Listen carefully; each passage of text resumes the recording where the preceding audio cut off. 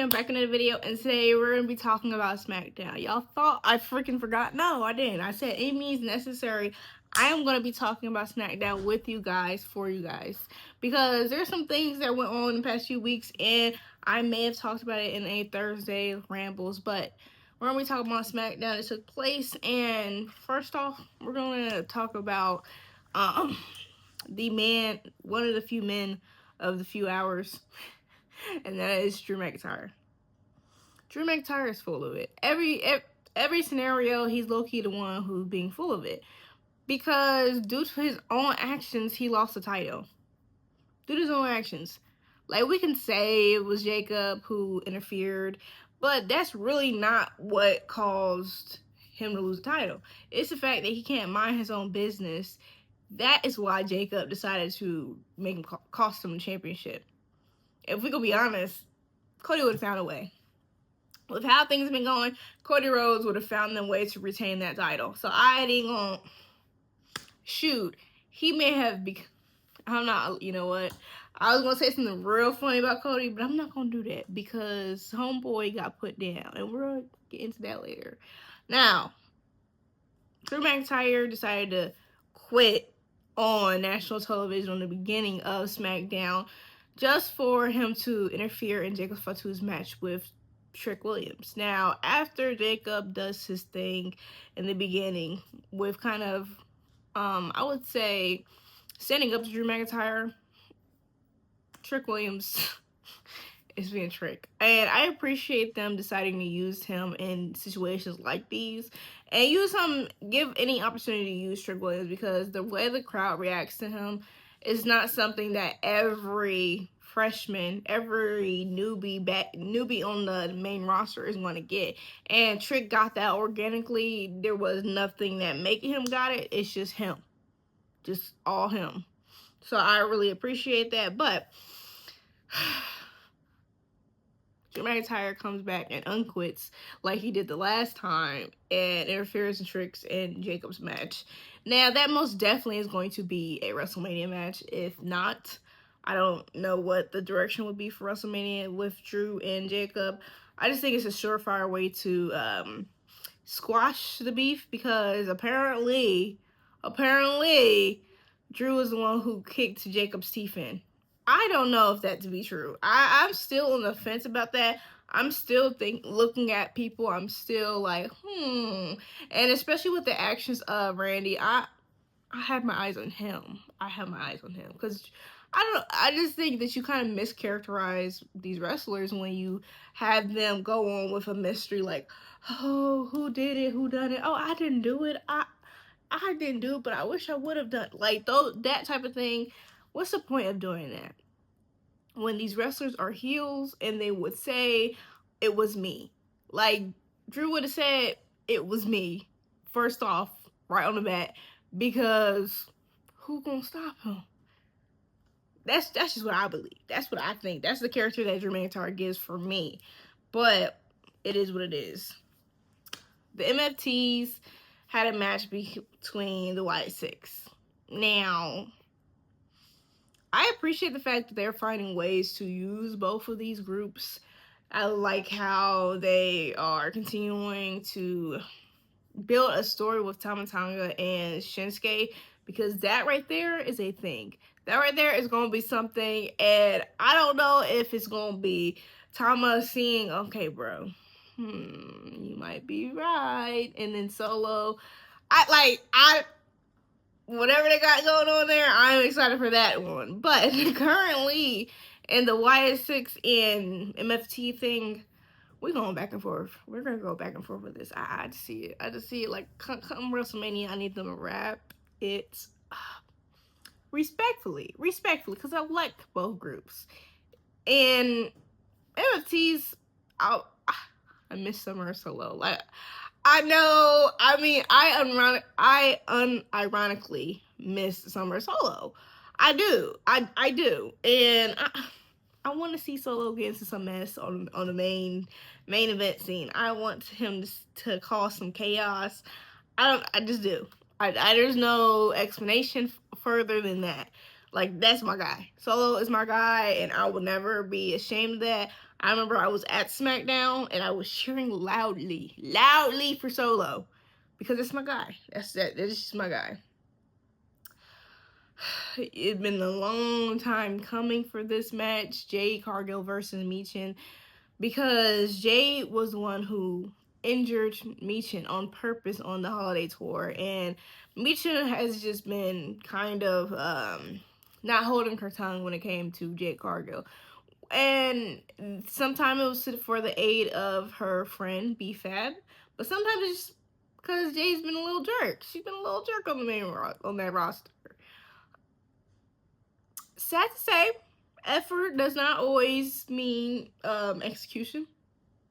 That we have our wins, we have our losses. Michin took a loss, but it was a good match to me. I most definitely see the improvement in both in Jade's wrestling, and Michin's Michin. She's good. She's good in that ring. There's not much you can say whatever you want about Michin, but in that ring, she's great. And I don't think it's a coincidence, and I don't think it is just by randomness that Michin and Jade have been in the ring with one another. But after said match that did not go well for Michin, Jade has a promo, which this is what I wanted to see in that face-to-face last week. And of course, I think there was bullet points that they had to kind of meet with last week, so it is what it is. This one just sounded more organic. This one sounded more of a response to what really has been going on. And I love that about Jade, because she never gave, I'm going to stand down or I'm going to be unconfident for you folks to make you comfortable. And I love how that was portrayed. I love how that was conveyed, because it needed to be said. Even though it wasn't really said, even though she didn't address the issue, but she addressed some of the I think thoughts. But Rhea Ripley comes out and basically wants to reply to said promo, and wants to reply with hands, because Jade said, I'm gonna beat you. I'm gonna beat you up come WrestleMania. So she was ready to throw some hands. But as the women's champion that she is, Jade Cargill said, on my time, this is my show. On my time, I'll give you that match. And that time is WrestleMania, because that's when you're going to get the money for the match. We're not just going to be throwing hands just to throw hands. Like, what? She's not going to injure herself because she want to fight on her terms. Like, y'all understand, this was not Jade Cargill running away from Rhea Ripley. This was her being aware and understanding of who she's in front of, what she's going to have to do come WrestleMania. This ain't no Liv Morgan stuff. She's not running for the hills. She's being aware, and she's being thoughtful of her steps. And maybe Rhea and a few people not gonna understand that, but sometimes that's what you gotta do. You gotta be a little bit more calculating. You gotta be more using your critical thinking skills. You know, that's just what I got from our champion. I don't know about you guys. Y'all let me know. Y'all let me know if it was cowardice or calculating, because I've seen a mix of opinions. I think it was calculating, but that's neither here nor there.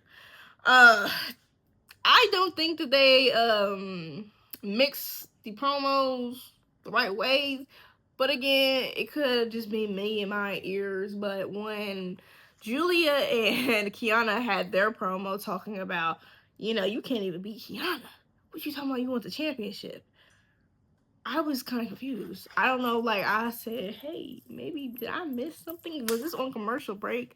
Because, Netflix, y'all know how it's on Netflix sometimes. Netflix too. I had no idea. I said, was there a commercial? What? I was lost. But then Tiffany responds in a way that wasn't really a response. It was more of a pre-response. Like, she was like, and Kiana, I'm going to get you. And Julia, after I get Kiana, I'm going to get that title. That's when she was saying that she wanted that title. Before, I didn't even know she was in the running. I didn't even know she wanted that title. I didn't even know that title was on her radar. But at least we got the answer to those questions. And Kiana and Tiffany, they're gonna have a good match. I appreciate the fact that they've been more aware of the talents they have and more thoughtful of how we're gonna use everybody, because it was pretty good. Now, one thing that I did leave out was before the main segment, we saw Jade Cargill and Meechin talking. Now, they could just have been talking just to talk, just yapping it up, because why you have to do that to my girl? You ain't have to do that to my girl like that. Well, your girl needs to, it could have been like that. It could have been just BFAB sticking up for Meechin and Jade standing her ground. But they walked together out the frame at the same time. It was very friendly. It was not looking like a confronting thing. So we don't keep our eyes out for that. Me being the woman that I am, me being the professional wrestling fan that I am, I love the drama. I love the mess. I love the mess. So I want BFAB and Meechin to team up a little bit, and I wanted it to be a trio when Jade was still a good guy, but that didn't happen. So I'll take the very next thing, and that is BFAB aligning herself with Jade Cargill, because BFAB is smart. Like, when she was the mouthpiece for the Street Profits where the heck is the Street Profits at? Where are they at? Y'all need to let me know, because if y'all got the Inside Soup or something, because it's been way too long. And the tag team division needs that. But again, back on topic. BFAB was the one making decisions for the other group she was in, Hit Row. She was being more like, she was the brains and the voice sometimes in the groups that she's been in. So, and even when the whole confronting that goes on happens, BFAB is still kind of looking. She's being mindful, like, not right now. She's thinking. She's a thinker. So she's gonna make the smart decision, and the power is with Jade. It ain't with Meechin. It ain't where she's at currently. I just think she's trying to make a smart business move, and one of the smart business moves will be is to align yourself with power, and that is Jade Cargill. Now the main event. This is gonna be sweet for some folks. Y'all thought this was gonna be a healthy, friendly, goody, no fate, no heel, just two faces going together for some honor. Randy Orton said, nah, we getting 15. We getting 15. And I don't want anything else to happen on WrestleMania. Okay? I will say Cody Rhodes is always going to get beat up. That's real. And the people that he's been able to go against these few WrestleManias, I mean, that's kind of crazy. It's kind of crazy. That guy, he gets these people, and I just gotta applaud it. The people he began, I'm like, dang, bro, they want you. They want you to win, and I appreciate it. And you know what? Actually, I'm not gonna say it, because it's still John Cena. So I'm just gonna let that, I ain't gonna say nothing. I'm gonna really roll off. Yeah, y'all get it. But Randy Orton, everybody was thinking, everything Randy was gonna be a changed man. It's like he was delivered. He's still hearing no voices. He's still hearing sad voices. He thought it was gonna be easy, but I think he is more aware of time is running out. He has to be the one who reaches that point. He got to. If he's not gonna get 17, he has to get 15. He has to at least try his hardest to get close to that record-breaking number. So Randy is dedicated. He's willing to do whatever it takes, and one of those things is putting Cody down. He beat the heck out of Cody Rhodes. It was quite. I was like, dang, he had me. I was literally like, okay, he's done. He's on the steps. He's already bleeding. I thought, okay, we done. Cool. No, that man hits him with a chair.